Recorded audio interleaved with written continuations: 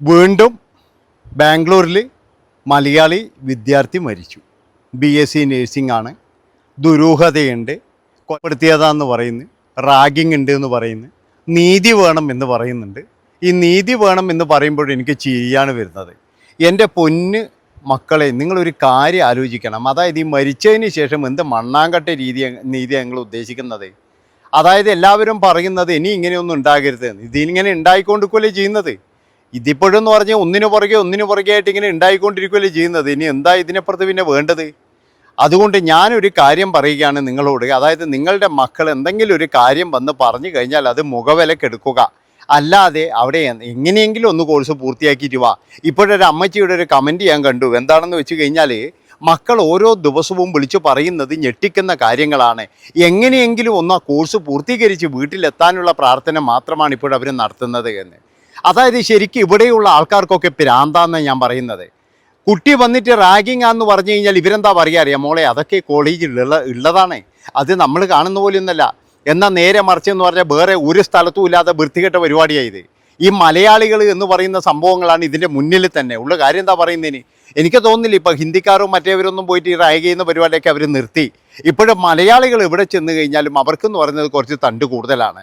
ഇനി എന്തൊക്കെ പറഞ്ഞു കഴിഞ്ഞാലും ഞങ്ങളെന്തോ ഒരു വലിയ സംഭവമാണ് എന്നുള്ള തരത്തിലാണ്. നിങ്ങൾ ബാംഗ്ലൂരിൽ പോയിട്ട് അന്വേഷിച്ച് കഴിഞ്ഞാൽ നമുക്ക് മനസ്സിലാകുന്ന ഒരു കാര്യം എന്താ അറിയാം, ഇതിൻ്റെയൊക്കെ തലപ്പത്ത് എന്ന് പറഞ്ഞു കഴിഞ്ഞാൽ മലയാളികൾ തന്നെയാണ്.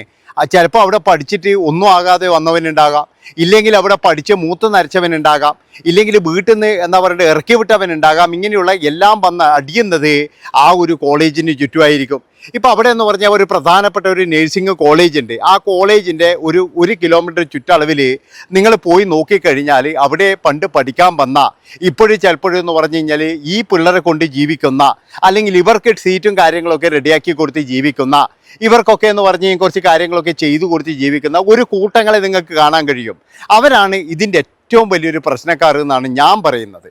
അതായത് അവർ തന്നെയാണ് ഇതിൻ്റെ പുറകിലൊക്കെ നമ്മൾ നോക്കിക്കഴിഞ്ഞാൽ മലയാളികൾ തന്നെ ആയിരിക്കാം. പിന്നെയെന്ന് പറഞ്ഞു കഴിഞ്ഞാൽ ബാംഗ്ലൂരിൽ നമ്മളെ വഴിതെറ്റിക്കാൻ വേണ്ടിയിട്ട്, ബാംഗ്ലൂർ മാത്രമല്ല കേട്ടോ, കൊച്ചിയിലും ഉണ്ട്, നമ്മളെ വഴിതെറ്റിക്കാൻ വേണ്ടിയിട്ട് എന്ന് പറഞ്ഞാൽ ഒരുപാട് ആൾക്കാരും ഉണ്ട്.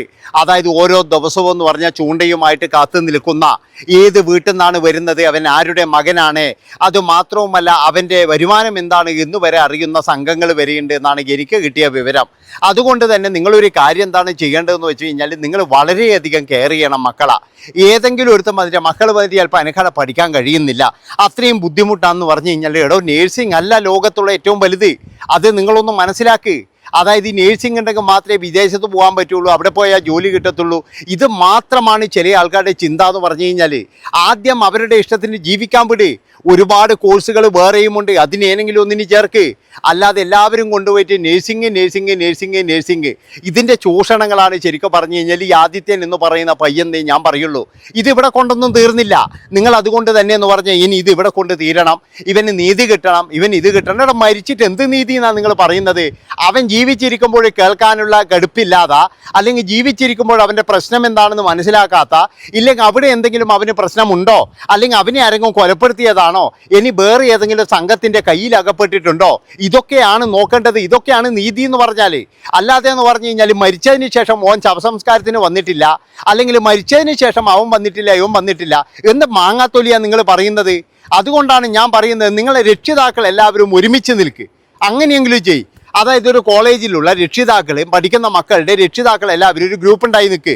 ആ ഗ്രൂപ്പ് ഉണ്ടാക്കിയിട്ട് അവരുടെ മക്കൾക്ക് വരുന്ന എന്തെങ്കിലും ഒരു പ്രശ്നം വരുമ്പോൾ 60 കുട്ടികളുണ്ടെങ്കിൽ ഈ 60 × 2 എത്ര 120 രക്ഷിതാക്കൾ നേരെ പോ, ഓഫീസിലേക്ക് പോ, എന്നിട്ട് ആ കുട്ടീൻ്റെ പ്രശ്നം തീർത്തിട്ട് മതി, ഞങ്ങൾ എല്ലാവരും കുട്ടികളിലൂടെ പഠിക്കില്ലെന്ന് പറ.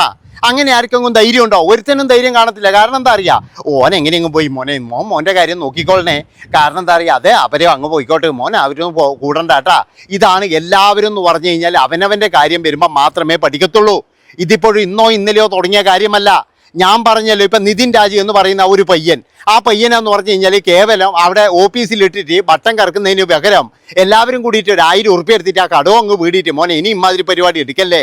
അതുപോലെ തന്നെ എന്ന് പറഞ്ഞു കഴിഞ്ഞാൽ നിതിൻ രാജിനെ പോലെയുള്ള ആൾക്കാരോട് എനിക്ക് പറയാനുള്ളത്, ഒരു കാരണവശാലും നിങ്ങൾ ഇതുപോലെയുള്ള കെണികളിൽ പോയിട്ട് വീഴാനും പാടില്ല, മരിക്കാനും പാടില്ല. അതായത് ഈ ടീച്ചർമാരൊന്നും അല്ല അവസാന വാക്ക്. നിങ്ങൾക്ക് ഇനിയും അങ്ങ് ജീവിതം കിടക്കുന്നില്ലേ? ഇപ്പോൾ ഈ പയ്യൻ എന്താ സംഭവിച്ചത് നമുക്കറിയില്ല. അതായത് ഈ പയ്യനെ ഇനി ആരെങ്കിലും കൊലപ്പെടുത്തിയതാണോ, അല്ലെങ്കിൽ അവൻ തന്നെ സ്വയം എന്തെങ്കിലും ചെയ്തതാണോ, അല്ലെങ്കിൽ വേറെ എന്തെങ്കിലും ഉണ്ടോ പ്രശ്നം, ഒന്നും നമുക്കറിയില്ല. കാരണം എന്താണെന്ന് വെച്ച് കഴിഞ്ഞാൽ, ഞാൻ നിങ്ങളോട് പറഞ്ഞില്ലേ, നമ്മുടെ മക്കളെ നമുക്ക് എല്ലാവർക്കും വിശ്വാസമായിരിക്കാം, പക്ഷെ അവർ ചെന്ന് പെടുന്ന ചില പ്രശ്നങ്ങളുണ്ട്, ചില ഗ്യാങ്ങുകളുണ്ട്. ആ ഗ്യാങ്ങിൽ നിന്നും പിന്നീട് പുറത്തു വരാൻ കഴിഞ്ഞു എന്ന് വരില്ല. ഇനി വീണ്ടും എനിക്കിങ്ങനെ പറയാൻ കഴിയില്ല. ഞാൻ ആ സിനിമയിലേക്ക് തന്നെയാണ് പോകുന്നത്. അതായത് നമ്മുടെ ഇപ്പോഴത്തെ അമ്പാൻ സിനിമ, അതിൻ്റെ അകത്തുള്ള ഒരു ടീച്ചറുടെ മകനുണ്ടല്ലോ, ആ ടീച്ചർ വല്ലതും അറിയുന്നുണ്ടായിരുന്നു ആ പയ്യനെ പറ്റിയിട്ട്? അതൊക്കെ ഉള്ള കഥകളാണോ? അതായത് നമ്മുടെ നാട്ടിൽ നിന്ന് പൈസയും വാങ്ങിച്ച് ബാംഗ്ലൂരിലേക്ക് പഠിക്കാമെന്ന് പറഞ്ഞു പോകും, ഇല്ലെങ്കിൽ കൊച്ചിയിലേക്ക് എന്ന് പറഞ്ഞു പോകും. എന്നിട്ട് അവരെന്താ അവിടെ ചെയ്യുന്നത് എന്ന് നമ്മളൊന്ന് നോക്കണം. കാരണം എന്താ വെച്ചാൽ, ഞാൻ പറഞ്ഞില്ല, വഴി തെറ്റിക്കാൻ വേണ്ടിയിട്ട് അവിടെ ഒരുപാട് ആൾക്കാരുണ്ട്. ഒന്നും പറയില്ല, അവരിങ്ങനെയേ പറയുള്ളൂ. എടാ ഒരു ദിവസമൊക്കെ ഇന്ന് നോക്കടാ, എടാ ഇവിടെ നിന്ന് പോയി കഴിഞ്ഞാൽ പിന്നെ നമ്മൾ ആരെങ്കിലും കണ്ടുമുട്ടുന്നില്ല.